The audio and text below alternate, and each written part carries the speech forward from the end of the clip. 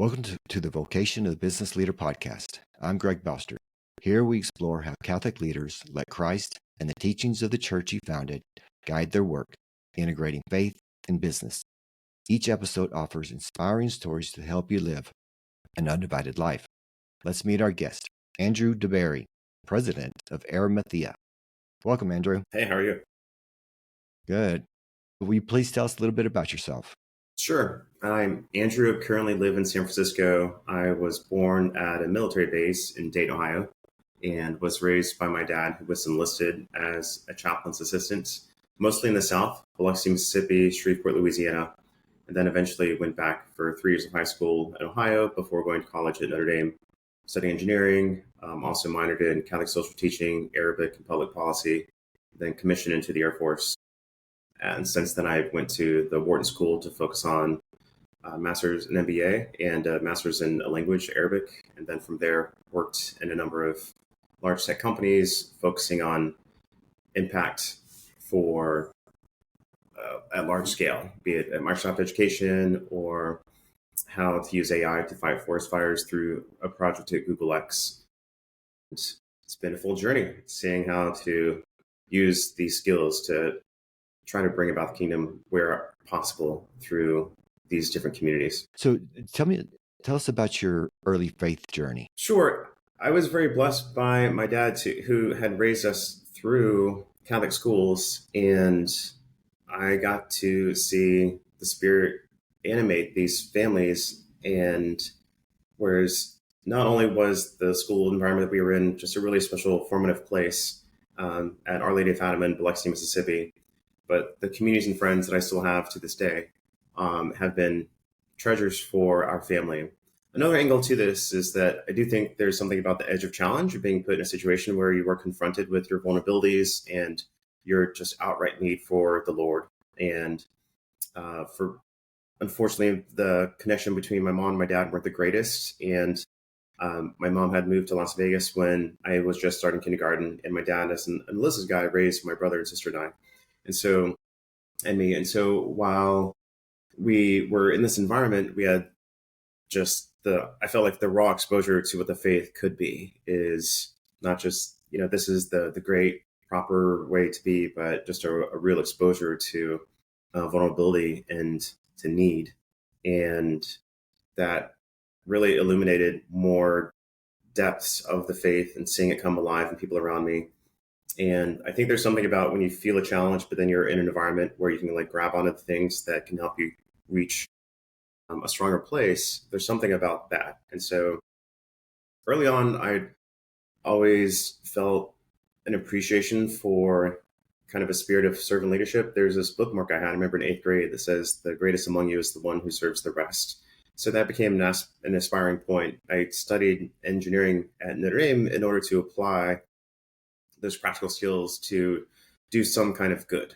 And that's ultimately what led me into military intelligence, working on missions from translating live flights, looking into North Korea, to being on undercover operations, looking for Osama bin Laden somewhere far away. And that same mantra brought me, of all places, into the very front edge of capitalism at the Wharton School, known for its finance and investing experience. And that brought me into big tech, where I focus on roles where I could have some kind of social impact. So Microsoft Global Education, at a time when being at Microsoft was maybe not the coolest thing in the block. And it was either there working on as an iPhone product manager at Apple, but I felt very drawn to having social impact at the largest levels.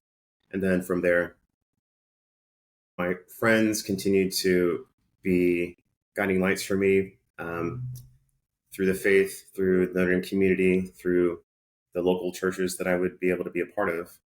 And it's continued to just challenge me to get exposed to the most raw parts of humanity in different ways. I was fortunate at Notre Dame to be able to participate in these different service learning experiences.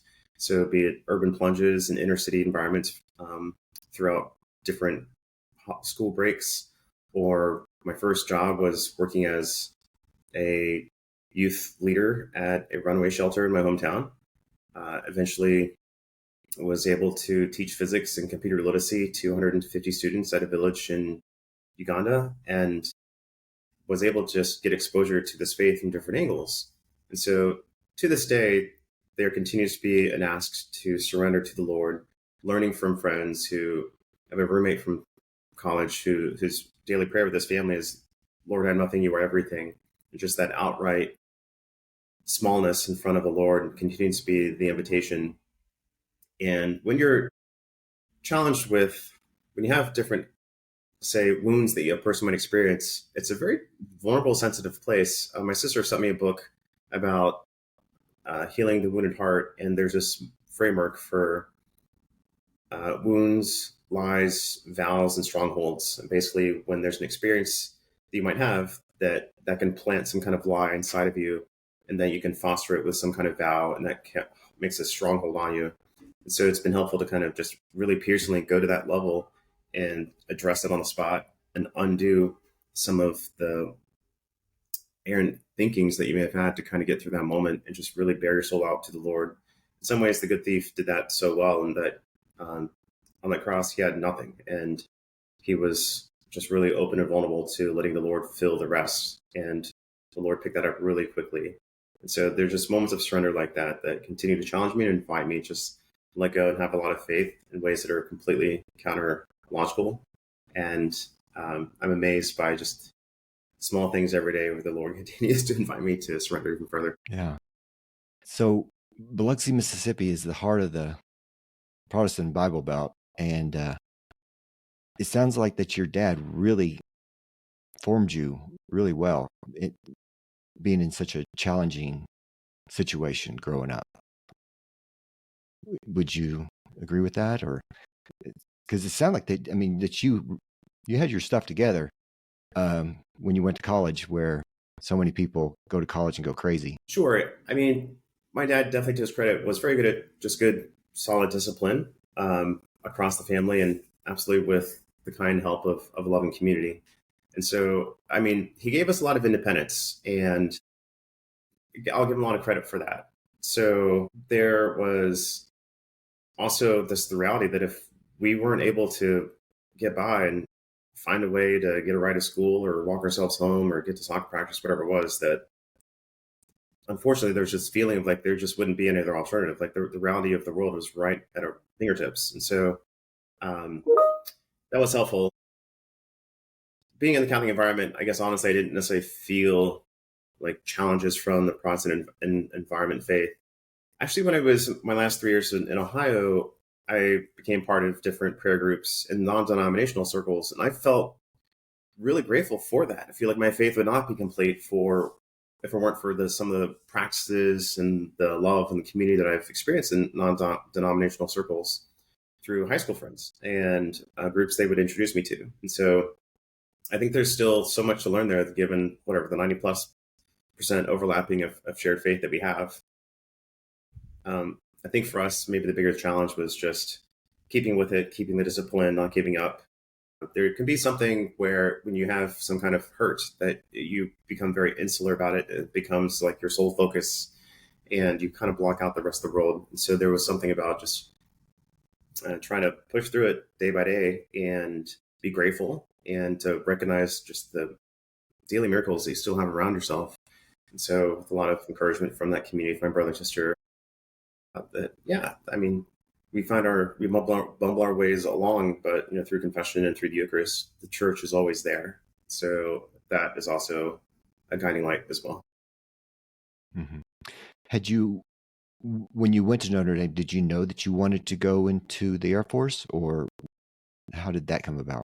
I mean, the honest reality was my dad being a single enlisted guy, I just didn't necessarily have the savings for college. And with all love and respect to my folks, like, you better bet that like I studied hard so I could kind of eject from kind of a tough situation and get to a brighter spot. And I got encouragement from how my sister largely paid for her own school, then my brother got accepted to the Air Force Academy. So I knew in their wake that I could pursue the military as a way to pay for school. And then the more I learned about that community, the more I saw like I was really drawn to the mission, the whole person commitment to it. It wasn't tradition in our family as well for a few generations. And so I went to school on the Air Force ROTC program. So I knew that the Air Force was always in my future. That said, my freshman year, I really had a crisis of conscience. Like, what was I doing in engineering? What was I going to be doing in the military? Was all this a noble cause? And that was a crucible time, especially as some loving friends protested the basic presence of ROTC on the Catholic campus. And having grown up in pretty much the chaplains program, I was really caught off guard and alarmed. And I looked into it, and I heard that there were some valid arguments to at least consider. And that is what resulted in not just a broader understanding of just war theory, but ultimately a minor in public policy and Catholic social teaching, and then later an immersion program in Arabic to try to apply those values. And I was able, with a lot of kind support from, at the time, Colonel Mark Gehrig, who guided me towards intelligence and was able to bring that into a global intelligence community, try to influence some of the operations that we were doing. And yeah, really grateful that that story was able to find its own kind of path inside of the Air Force, and still to this day, really formative experiences. So in your LinkedIn, it says you did undercover special operation mission against bin Laden. So tell us about that. I'll share with you what I can, because it still remains undercover. At the highest level, there was some information about HVI number one, so high value individual number one.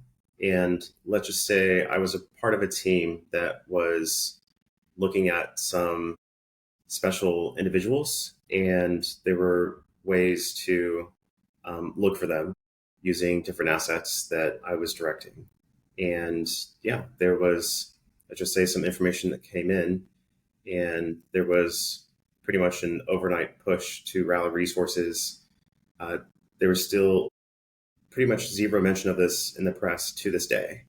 And we deployed a lot of assets overnight, flew folks out from the US, drew assets from other theaters. And yeah, we looked at potential areas of interest, and did what we could. And so we learned a lot from that mission. And while there's not a lot I can share in much more detail, I can validate that it was the same team, the same organization that found him in 2011. So it was definitely front edge experience. What I will share is that the immersion into, say, different parts of Middle Eastern culture, and for better or for worse, parts of the faith, and also just getting hands-on and mastering the specifics of warfare and what we were allowed to do and not do, and also being very keen to cancel any missions outright that had any women or children on the battlefield, that helped uphold a more legitimacy. And I won't overstate the virtue of this effort, but it did help that just by being alert to what we could do accurately, and to the rules of engagement, and to like international law, that there weren't women and children hurt on the missions that I was able to be a part of. But that had, to me, it felt like a just cause to weaken Al-Qaeda's network, and to bring attention to HVI number one UBL, and go from there. Okay. So you have quite the resume. Worked at a lot of different companies. So what was it like working at these large companies, being able to, what was the culture like to live your faith? Yeah, I mean, I think for anyone that like wants to bring a part of themselves into a lot of these communities, and a lot of those communities and environments do invite that. It's just a matter of how do you translate yourself and your beliefs and values and your mission inside of, you know, a more public marketplace. So just as, you know, we go to the grocery store and we have this pluralistic environment that we're in, and we translate part of how we are into this forum where we all find a way to get along and cooperate. I mean, there's some parts of that you translate into your space. So I'll say there's three levels, and the structural, the relationship, and then your personal level.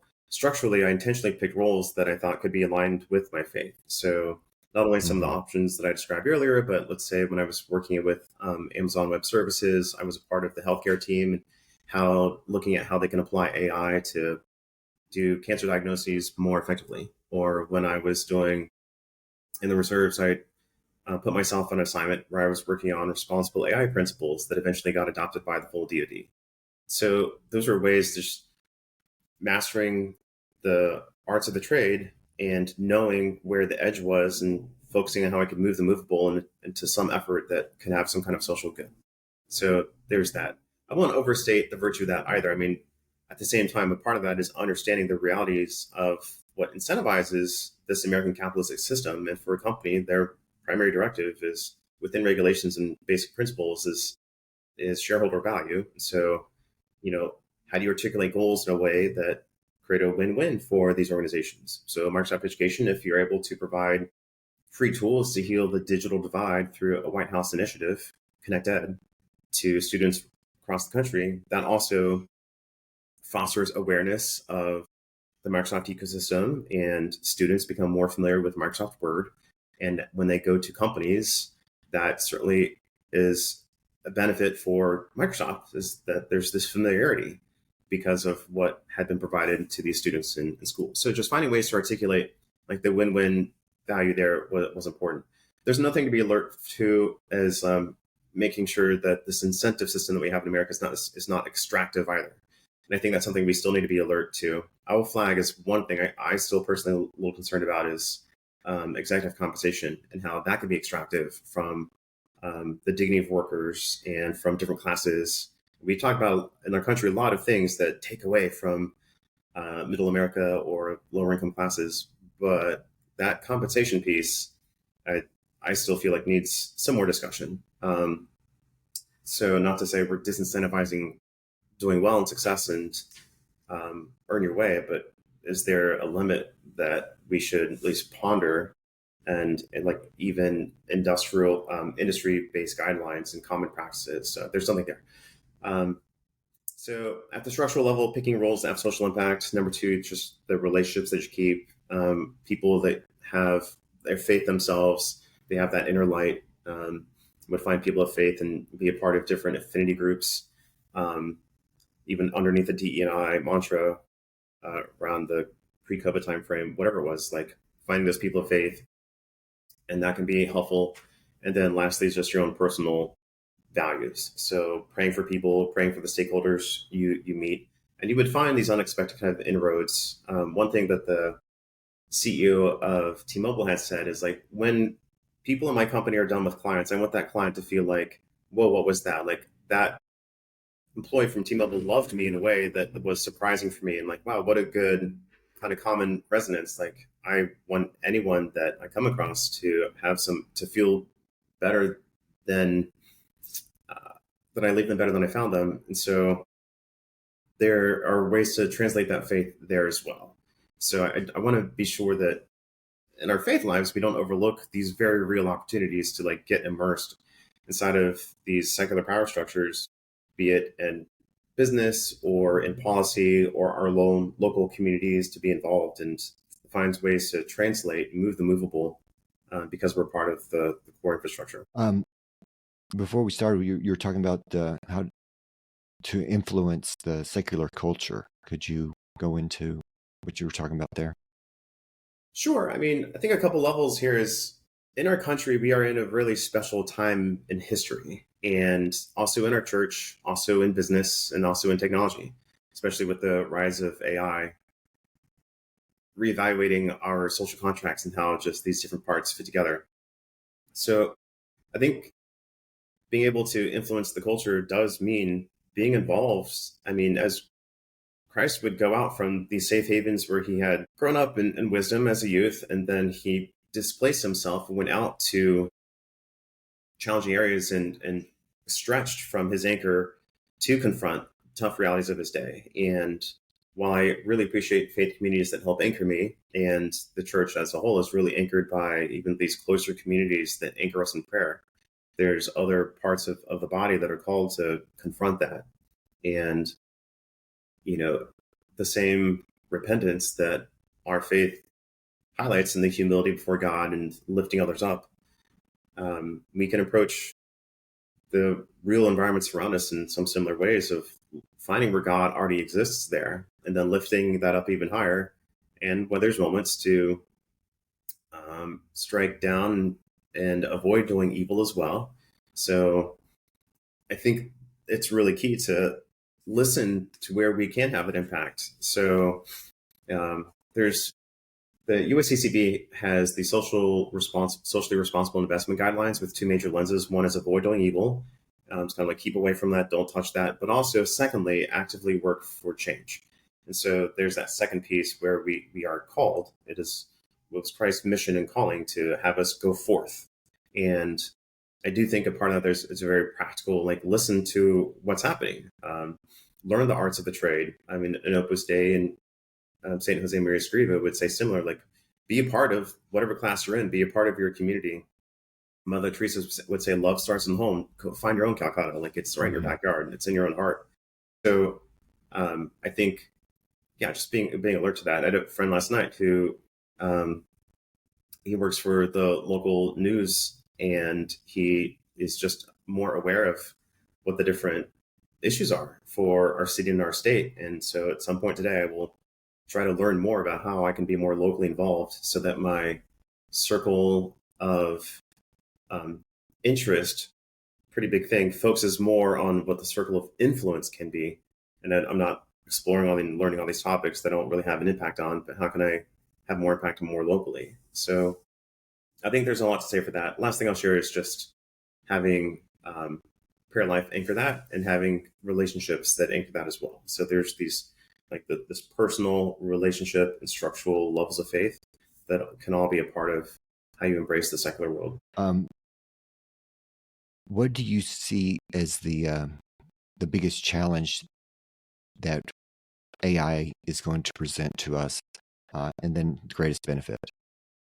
Sure. As far as our faith. And in some ways, they say history doesn't necessarily repeat itself, but it certainly does rhyme. And if we can look back at where, just as a species, we've made some blunders, there are some signals that we could be approaching a similar direction. So there's a lot of pride and just misguidance that we can have if we don't fundamentally start with that core center of where we are, our core values, what makes us human, recognize the dignity that we each have, and how does that manifest itself inside of our relationships, our families, our communities, and then the impact that has on society at large.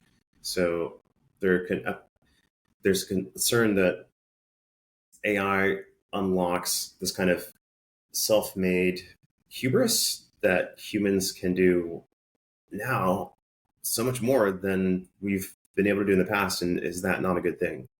There is so much talk right now about AGI, this artificial general intelligence, or ASI, artificial superintelligence. And while certainly that is important to recognize when these intelligences might equate or surpass human intelligence, I will still push that the biggest critical concern isn't that, but that talk completely misses a more fundamental concern of AGI, augmenting human intent. So if we look at previous technologies, capabilities in our past, be it nuclear weapons, social media, the internet, the goodness or the badness of those things really originates from our values and our intent, and the technology augments that intent. So if you want to use social media for nefarious purposes, we have evidence at our fingertips every day that there are people who do. If you want to leverage the internet to do good things, that's easy to find those examples as well. So let's recognize that human intent matters a great deal. And so for AI, if we can take these long-standing human values that we have, ideally from the faith tradition, but even just a person of goodwill, recognizing the value of family or the solidarity of communities, and ensuring that this AI is not being extractive and concentrating wealth into a small few, then those would all be good steps forward. So that is some concerns that I have for AI, is that we overlook the core human values of ourselves, and that becomes this pride-driven, extractive, utility-based function that has a runaway impact that we only catch up to after it's already happened. So I'm really hopeful that we do have a lot of people who are very much engaged in these communities. Even the Vatican itself put out Antigua et Nova in January, and they're looking at this. There was an AI task force on Capitol Hill that put out a 200-page hefty document in December, and they're looking at these topics as well. Even recently, the AI action plan from the White House continues to champion international governance standards. So there are conversations happening on this, but man, we still need to have the human values, the non-technical leaders, be in the same rooms as these technical leaders who are shaping the future of what humanity might look like. You have presented at the Vatican, and you said that you're going to be going back. What do you think? Is the church ready to address this? And do you think they will? And what kind of impact would the church have? I think the church has always been ready in the sense like it has, as many people of faith and many people of goodwill, like long-standing values for being the most fulfilled person, relationships, families, communities out there. So how do we re-articulate that inside of this current industrial revolution that Pope Leo XIV has called out? So part of that does involve technical upskilling, and the document Antigua Nova does highlight some high-level trends for how some of these technologies work. And so the church continues to get expertise from different committees and dicasteries that it is running. So there's that. There is opportunity to highlight at the highest level, just reinforcing these values. And that also sets some context for some high level guidelines for the design and the application of AI. And then you can go even further down and how to do that in specific verticals, be it in education or in healthcare or in warfare. And actually, the document did that as well. And there's an opportunity for other levels of the church to step up and continue to translate it in subsidiarity to their local context and their local communities. So the U.S. bishops have put out a brief letter to members in Capitol Hill advocating for some of these similar principles. And then, beyond the congregation level, it's an open area for archbishops, bishops, priests, lay leaders to highlight how to build and to apply AI in ways that amplify the values of our faith. And I'm seeing there's a lot of need there. It's not hard for us to just talk to people in our own family and feel that there's an opportunity here. How does a parent talk about AI to their child? How does a priest, like a friend that I have from the Air Force who's now ordained, how does he leverage AI in ways that are responsible and ethical in how he leads the ministries inside of his Catholic school? These are really compelling, powerful questions. So I think that it's an opportunity for the lay leaders to really step up and create an ecosystem for different use cases, different guidance. How do we have AI usage policies? How do we highlight some of the downstream effects that we should be alert to for people in business? How do we be thoughtful about new business models that are emerging and the advantages and also negative downstream effects, the externalities that might happen from the same business models as well, like tokens and being able to have agents that do tasks for you. So if we could have had this basic kind of thinking for social media, we would probably be in a different place than we are right now with that capable, but errant technology in some ways based off of human intent. I wish that we could step up and really be in the trenches on this one. And the church is very much excited about this dialogue. And there'll be more to come from Pope Leo for sure. But at the same time, there's a lot like I can do as an individual to help facilitate this as well. How can I build things that follow principles of responsibility and defending human dignity? And when there's a new medium out there, I feel like the church, we should be so eager to find new ways to worship the Lord through that medium. We can find ways to build the kingdom with all these capabilities at our fingertips. And yes, we should continue to have the dialogue about the existential goodness and darkness that something might bring about. But again, it's technology augments human intention. And so if our intent is to serve the Lord, then why would we not want to really actively showcase with our full faith-filled imaginations for what we can do there? And so I am hopeful that we can be really excited about that opportunity. Mm-hmm. Yeah. So you're president of Arimathea. So tell us about Arimathea and what they do. Arimathea is a great mission and a great work. So Arimathea's mission is to help every Catholic invest without compromise of conscience. And it is patterned off of St. Joseph of Arimathea, who we say is our CEO. And he was a person who had dedicated his skills and his wealth behind the scenes for the Lord and ministered to the faith and directly to our Lord by offering what he had. And the most fundamentally, Arimathea is an asset management company. And so what we're able to do is look at what the church guidance is on investing in that area. The church certainly has positions on a lot of topics, but in investing in particular, it's gotten very detailed and it has specific guidelines on how to invest faithfully. So in 2022, there was Measurum Bonum, some guidance from the Vatican on how to invest. Measurum Bonum translates to a good measure. And then the USCCB also has socially responsible investment guidelines. And what that provides for all of us is a methodology for identifying which public stocks are aligned with our faith and which ones are not.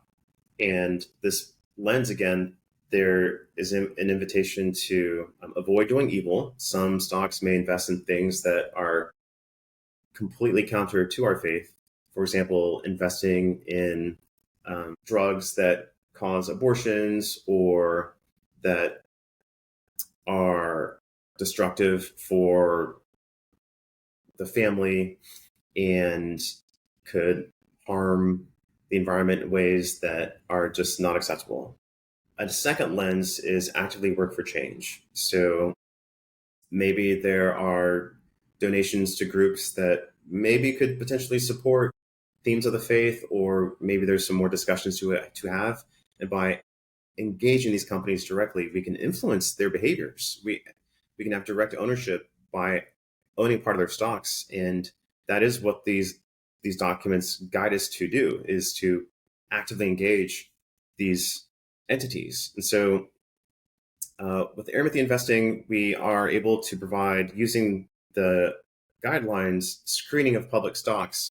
And so with the stocks that pass those filters, we can create an index from them. And so because this firm is building out from the success of a number of secular wealth management firms that have done really well with the leadership of our CEO, Dan Catone, we are able to have higher performing indexes and that are competitive with the S&P at all time frames. So not only then do we have like more Catholic investing options and in many cases higher returns, and then because we are leveraging existing relationships from these organizations that Dan Catone started, we have better terms with some of the stakeholders that you just have to be in the space. And so we're able to have very efficient fees. And so it's like, what's not to love? It's more Catholic, many times higher returns, lower fees than many options that are in the market right now, which is screaming for options for how to support the Catholic investor. It's a 10 trillion, largely neglected segment. So within that, we also bring our faith. Each of us are involved in different parts of the faith, be it on different nonprofits, or Dan Catone himself has a master's in theology from the Augustine Institute. We have in North Carolina, we have a deacon who serves in that church, and our chief growth officer is a key member of Ascent, which is a nonprofit group supporting entrepreneurs and founders. So there is a sincere hope that we leave each person we meet and treat them with an infinite human dignity. It's one of our core values. So, and I'm working on a secret project to democratize access to those indexes so that pretty much any Catholic person can create a login through a digital account opening process and access these custom designed special indexes. And last thing I'll share is not only do we have these Catholic screened indexes, there is a momentum overlay, which is how we're able to have returns that are competitive with the S&P, because it puts a little bit of an overweight of higher performers inside of those indexes. And for those stocks that meet the bar for actually work for change, because these direct indexes allow us to have direct ownership of those stocks. It's not like a mutual fund where there's some manager and they are pretty much shepherding everything one step removed. The direct index gives you direct ownership of the different stocks that comprise that index. What that means is that you have ownership, and if we're working with a Catholic partner that will aggregate those different Catholic voters and owners and can influence what companies' actions are through corporate engagement, letter writing campaigns, proxy voting, public advocacy. So there's already been success of getting, let's say, a large national bank that's publicly listed to allow Catholic organizations on their benefits charity donation matching platform, which can sometimes be tough for Catholic institutions that get boxed out from that. Everything investing really unlocks the heart and the conscience of the Catholic investor and puts it into action in the real world in ways that can be very meaningful, very valuable. So we're still being discovered, but week after week, we come across just more and more stakeholders who are excited about the mission, who have felt convicted by this for some time. And our mission is to bring Christ to Wall Street through Catholic institutions, education, organizations, endowments, Catholic orders, charities, hospital networks, Catholic advisors, secular advisors serving Catholic clients, and then just Catholic individuals themselves. If you know anyone who is Catholic and investing in the S&P index, there are reasons, according to the church guidelines, why they shouldn't be and could instead be having higher returns if they were to leverage one of our indexes instead. So I'm available to share more what that mission looks like and share the basic math behind it for anyone that might be interested. What are some of the greatest misconceptions that you run up against when people are comparing the S&P to what you can offer, and as far as returns and so forth? I think one of the biggest ones is that it's just been a black box, and we just didn't necessarily know what companies themselves were investing in. So even many of the companies I worked in, I'm learning support and invest in areas that do need some advocacy. So at the highest level, there is just more rigorous research that becomes possible with more transparency. And so one of the reasons why this becomes possible is not only because there are more guidelines that are very prescriptive about what we could be doing, but we have what I think is world-leading research and rigor for looking into what these companies are doing. So not only public facts and figures about the sources of the revenue, but then on top of that, statements and positionings from the company or from their leadership. And then a third level that we're able to go to is calling them specifically and posing questions saying, okay, if I have a spouse who wants to have an abortion and wants to be able to travel to another state, is that something that your company will back? And if they're very enthusiastic with yes, then, well, that's very meaningful for us. And so that said, there are some complexities there because there are state-sponsored health plans which are required, and sometimes reproductive support services are a requirement based in that. So there's levels of complexity there, but thankfully we do have moral theology, and there are concepts like proximity to evil to help us start to identify and isolate how we can act for change there. We also have a moral theology board of finance and theological experts to help us identify some really specific issues, for example, Plan B, and let's say understanding the ins and outs of what the FDA considers implantation and how some of these Plan B might impact that, and what it considers an abortion or doesn't, versus what the church might consider an abortion, pre and post implantation. So we get into all of that. We love these topics. We feel like this is very much the core calling of our faith. So at the highest level, the answer to the question is we are surprised to see some of the things that the companies we invest in, what they're backing, and when we can call them and get more firsthand direct information. And so even companies that you think are generally good for America, like CVS, might be supporting um, abortifacients that are not acceptable to our faith. If the church is going to speak out against a number of these areas, it shouldn't be profiting off those areas either. And the good news is, again, is that you don't have to compromise the quality of your portfolio by following your faith. We have proven that you can certainly have competitive returns. And while I admire others who have aimed to bring Catholic faith into the investing network, unfortunately, a number of the alternatives, A, they don't necessarily have strong performance. B, the fees that are being charged, unfortunately, take away from the mission from many of the Catholic organizations and individuals that they want to support and see the things that they're investing in are not aligned with faith. And so there's a whole new invite to our Catholic investment community to really follow more closely what the church has advised for us to do.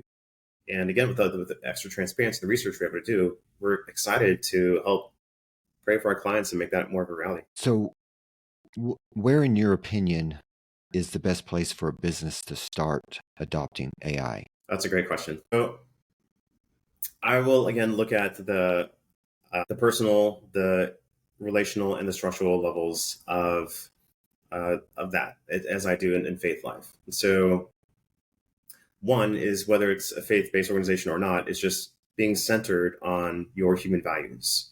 So let's say you really value high quality customer service. Well, what does that look like in the world of AI? So if you really value that, then be sure to identify the touch points you have with your clients and how do you protect and guard that, and might even have like a no AI zone where it's like, no, this is the place where it's like that human interaction becomes even more special and even more precious. So like identifying and isolating that. That's one example for how do you just kind of reinforce your core values as they are. Those should endure with or without AI. Number two is at the relational level is how do you foster a group that starts to naturally brainstorm and find use cases that are unique and special to your organization. And across the industry, it does often start with individuals just using it for their own individual usage for their own teams, more and more use cases of collaborating on shared ideas, collaborative brainstorming on some of these LLM applications. You're able to share the session that you have with someone else, and there'll be more agents that will facilitate collaboration between teams as well. And so just allowing individuals within the team to get hands-on and experiment and learn themselves, and they get more familiar with it, and identifying use cases that are uniquely compelling for their goals. And thirdly, at the structural level, is identifying some vision and a shift in the culture, and setting out challenges that excite people bottoms up to find new ways to solve those long-standing problems. So you can have groups that might, depending on what ecosystem you're in, if you're in, say, Microsoft 365, how can they leverage the latest capabilities coming from Copilot to synthesize ideas into Word documents? And how do you carry that over into more streamlined ways of building PowerPoint decks? Or let's say you're on a Google platform, how might you leverage some of the deep research capabilities of Gemini and bring that intelligence inside of your business plan, inside of your market analysis? So the biggest answer I have right now is just A, know your values and your intent, and then B, just get hands-on with it. The capabilities are growing every week.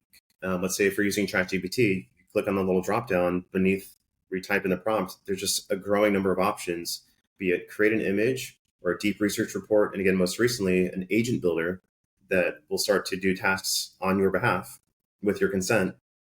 These are wild. So with these capabilities that are coming to us, how do we start to identify the ones that will begin landing? So Those are the use cases where things are beginning. Some of the top-down initiatives of like, okay, well, let's just have every team and every organization just use AI and implement it.